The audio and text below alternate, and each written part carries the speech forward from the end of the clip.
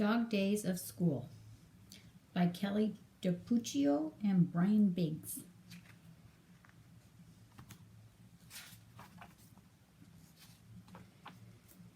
Charlie did not like going to school. He was tired of practicing his letters. He was tired of drawing pictures. He was tired of trying to explain himself to the teacher. Charlie was even tired of being tired. Sunday nights were always hard for Charlie. His stomach did flip-flops, and he could not fall asleep. "You're lucky you don't have to go to school," Charlie told Norman. Norman rolled over on his back and snored. Charlie looked out the window and found the brightest star in the sky. "I wish I was a dog," Charlie sighed. On Monday morning, Charlie woke up on the floor. He scratched his ear with his right foot and yawned. Oh. Charlie's mother came into the room and patted Norman's head. "It's time to get up for school, sleepyhead," she said. Norman jumped down from Charlie's bed. He ate breakfast. He brushed his teeth. And then he hurried out the door to catch the bus. Charlie smiled. He rolled over on his back and snored.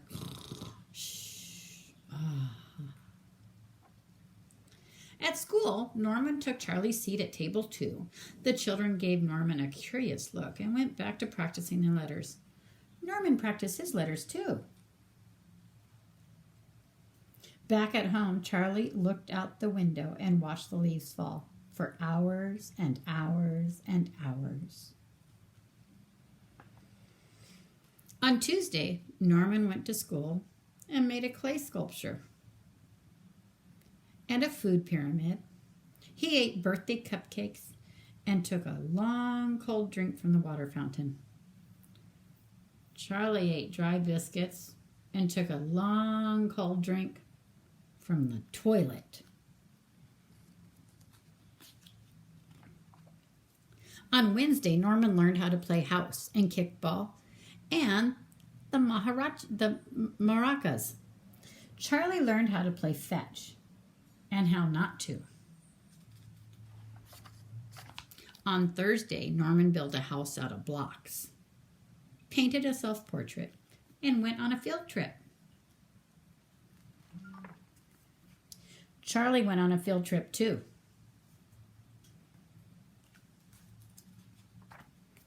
On Friday, Norman ran into some trouble with the scissors and glue. The teacher scolded him for chewing on his pencil, and the table, and her shoes. And he had to sit through a long, awful, boring story about a cat. Across town, Charlie had to sit through a long, awful, boring day at the dog groomers. The weekend wasn't much better. Norman tried to play soccer.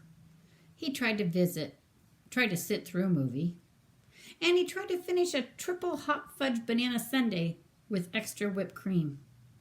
Meanwhile, Charlie spent his weekend locked up in the laundry room. By Sunday evening, Charlie had had enough.